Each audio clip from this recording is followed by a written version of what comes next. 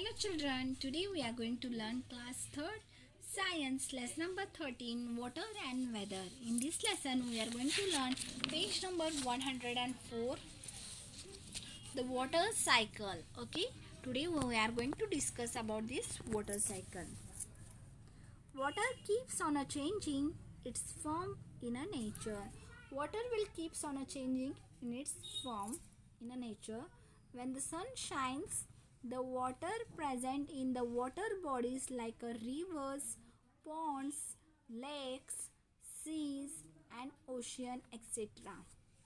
The water present in the water bodies, it will be in a water bodies like rivers, ponds, lakes, seas and ocean, it will be there, etc. rises in the form of a water vapor. It will rise us up in the form of the water vapor. This change of the water into the water vapor by the heating is called as a evaporation. It will change the water, it will change into the water vapor is known as a evaporation. High up in the sky, this water vapor comes in a contact with a cold air. It will come into the contact with a cold air.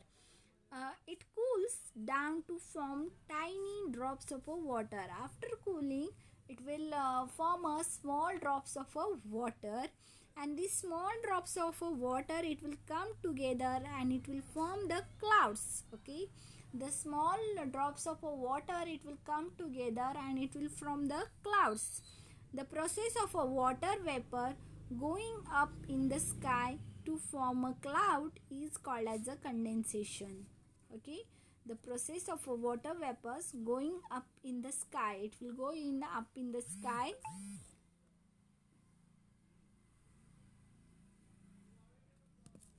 to form the clouds is called as a condensation. Our further cooling, these tiny drops becomes a heavy and fall as a rain.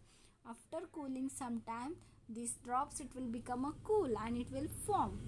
This process is called as a precipitation. This process is called, children, it is known as a precipitation. Now you can see this diagram. It is a water cycle diagram. Clouds, rain, precipitation, mountain, condensation, evaporation, river. It is known as a water cycle. Okay. The rainwater flows back to the water bodies, and in this way water keeps moving around, changing from one form to the another. The cycle of changes is called as a water cycle. It is a continuously it will form. Okay, due to the water vapors, it will go in the sky. Due to the evaporation, it will forms the when it will come into the contact with the air, it will cool, then it will from the small drops. Okay, then after this forms drops, the small drops, it will come together and it will form the clouds.